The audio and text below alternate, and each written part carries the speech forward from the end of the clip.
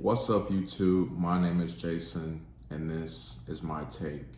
And I'm back with something a little different for you guys today. This is the first installment of my end of month quick album reviews, where I do a quick wrap up of some albums that I didn't get to do a full review for this month.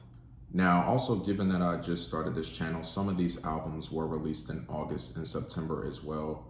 But moving forward, I do want to do this for you guys because I don't get to everything, but I do consume a lot of music and do want to give you my thoughts on some things that I didn't get to discuss fully. So let's get into it. First album I wanted to quickly talk about was the new Zack album, Shut the F Up Talking to Me. And yes, I said F up.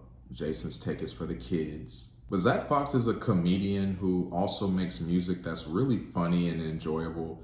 So I was curious to see what this album would be like, and it was actually really fun and really dope. Zack just makes enjoyable music. And I think about an artist like a Lil Dicky, for example. Like, he's funny too, but a lot of times it just comes out corny and not as enjoyable. But Zack makes this enjoyable. And on top of that, having beats from guys like Alchemist or Kenny Beats made this a dope listen. Next, I want to talk about the new Blu album, The Color Blu. And man, is this dude Blu on a run. From a long red hot Los Angeles summer night with Oh No, to his last solo release, Miles, with longtime collaborator and producer Exile, which was one of my favorite albums of last year, to now this new project. Blu is just continuously wowing me with his lyricism.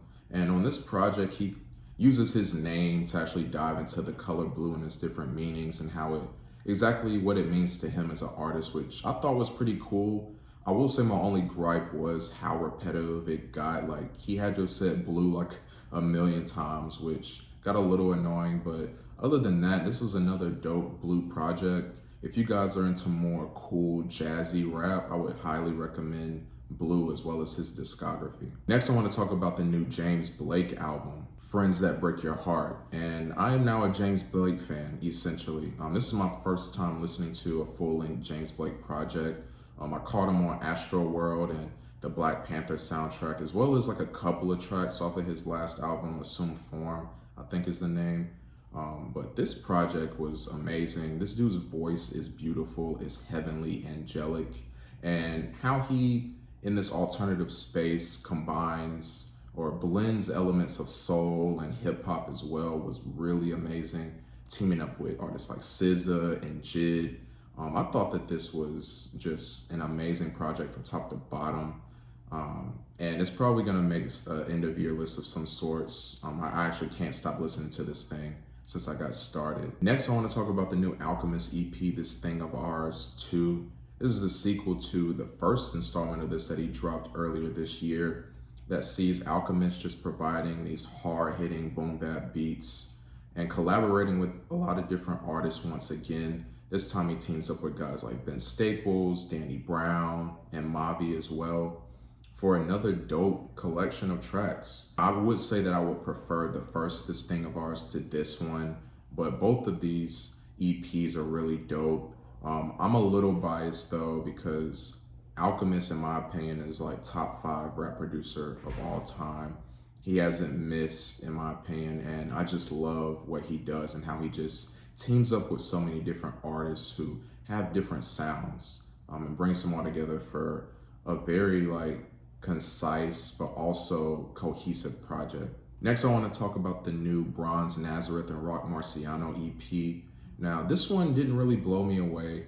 I will say that Rock Marciano, from a production standpoint, provided a dope collection of beats once again. I love that he's stepping into this production side more, as I'm a big fan of his rap music as well. Bronze Nazareth didn't do much for me. I didn't come out of this wanting to like dive deeper into him or see what's going on with him. So this was an okay record, but didn't blow me away, like I said. I am excited to see if Rock Marciano continues to team up with different rappers to, provide full-length projects. All right, now we got to discuss this new Injury Reserve album by the time I get to Phoenix, because man, this is one of the best albums I've heard this year by far.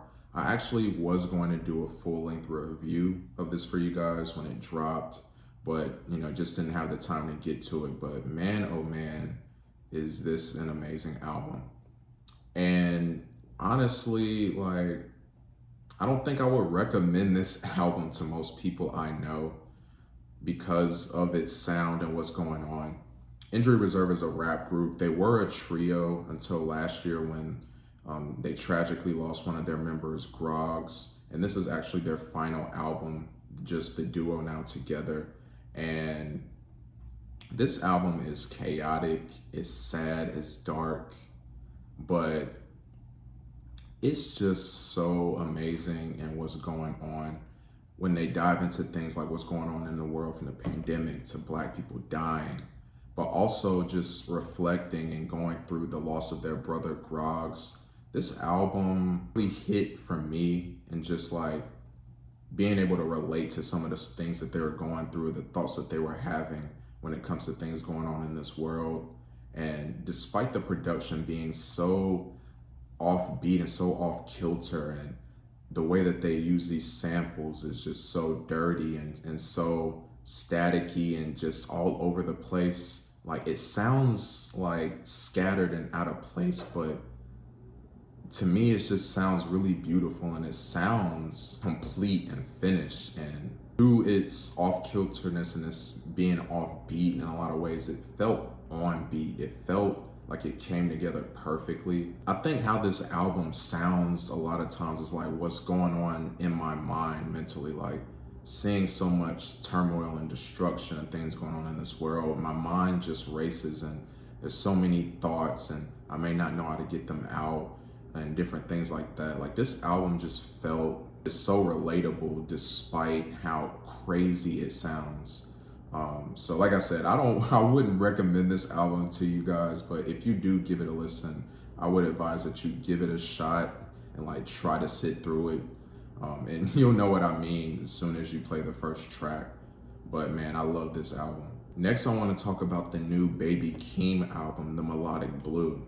Now, I've been a fan of Baby Keem since his last project, and just knowing how young he is and the potential he has, this was an exciting album to go into, and I really enjoy it. Honestly, it grew on me a lot.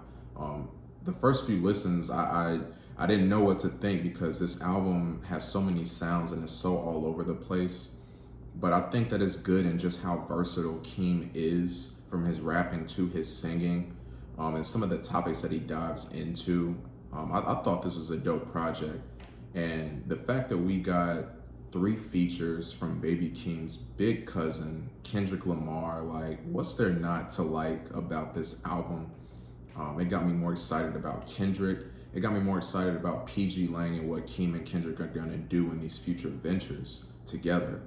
So this is a dope project. I'm excited to see what Baby Keem's gonna do in the future, as he's so young. He has a lot of potential, like I said, and he's still finding his sound and discovering who he is. So the future's bright. Next, I want to discuss the new Tems EP, If Orange Was a Place. Tems has been on my radar since I heard her on Wizkid's song Essence, as well as Fountains by Drake on Certified Lover Boy.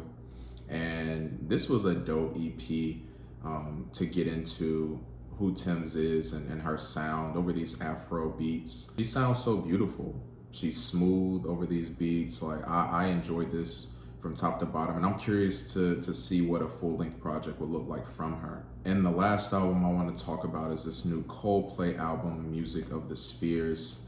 And you know, this could have been good, but it just wasn't. And I think I understand what they were trying to do here, and talking about, you know, the universe and the galaxies and relating that to like human experiences and living, but they just didn't do that really well. Like, it felt very surface level, and this overall just felt like a very generic pop record, which sucks, because seeing Selena Gomez being featured, or BTS, and then hearing those songs and not getting much from it is disappointing, honestly. And there were like 2 or 3 really good tracks on this thing. You know, now that I think about it, in a way, this album feels like the new Dave Chappelle special in a way.